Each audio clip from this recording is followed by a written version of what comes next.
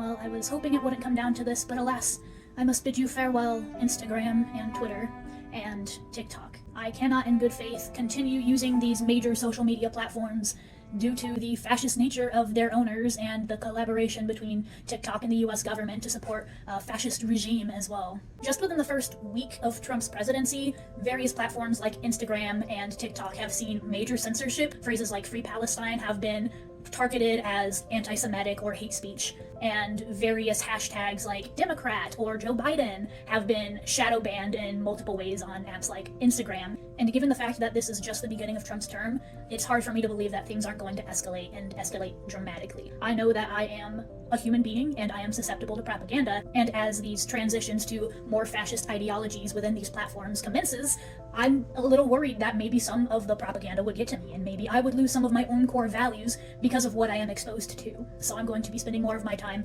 engaging in my personal community within my local proximity, and I'm hoping that will help community building in a lot of ways, specifically with regard to things like mutual aid. I know mutual aid is possible online, especially with things like Venmo and PayPal, but if somebody in my local community needs food and I don't have any cash, but I happen to have yeast and water and bread flour, I can make them bread.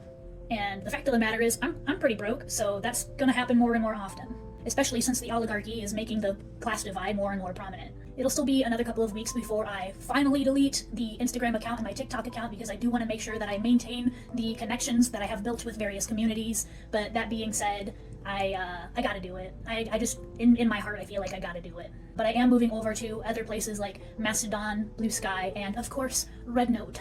And although I don't think my individual migration to these other apps is going to do much to take away any power from these people, I feel like every little bit helps. That being said, I don't necessarily think anybody who keeps these accounts active and continues engaging with various dialogues within these accounts is inherently a fascist by any means. I don't think they're amoral or anything, especially if these are the only places where you can stay in communications with important communities, because at the end of the day, community is key in countering these fascist regimes and ideologies. However, I do encourage people who can to switch over their accounts, delete their accounts if they can, and encourage their own communities to do the same. I know that's not always a possibility.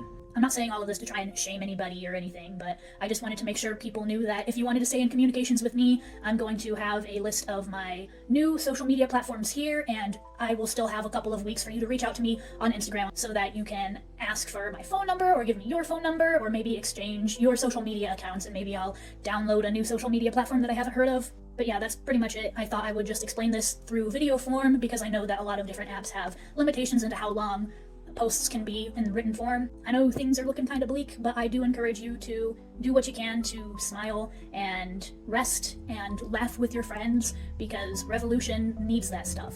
Make art, make laughter, and don't be doom scrolling too much, okay?